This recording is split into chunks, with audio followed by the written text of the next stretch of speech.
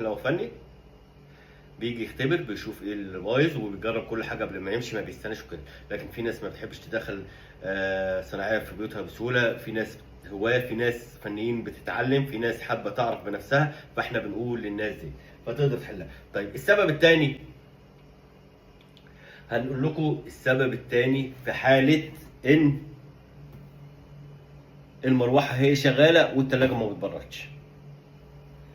تمام، هنيجي نرجع عن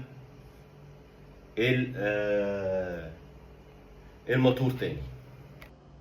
يبقى التلاجة منورة معانا والمروحة شغالة، لكن مفيش تبريد او الموتور بيحاول يقوم ويقف والجناب باردة. تمام، ومفيش اي تبريد. اول حاجة هنيجي عند الموتور هنلاقيه مش شغال، بيحاول يقوم. نفصل الكهرباء، شلنا فيشة الكهرباء وده مهم جدا. هنفصل، هنشيل الحوض ده،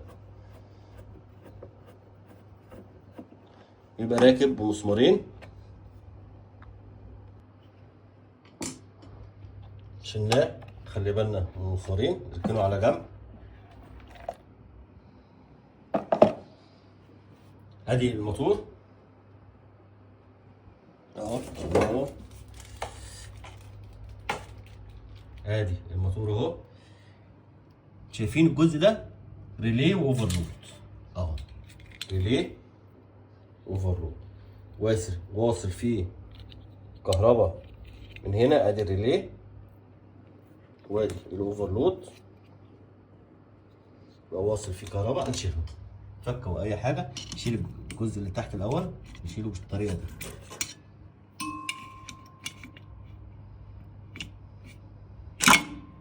شيلها بكل سهوله. سلكين كهرباء نصورهم نشوف ده راكب فين وده راكب فين. بيبقى الريلي ده بايظ، لو حركناه اهو بايظ، بيبقى فيه سوق كده.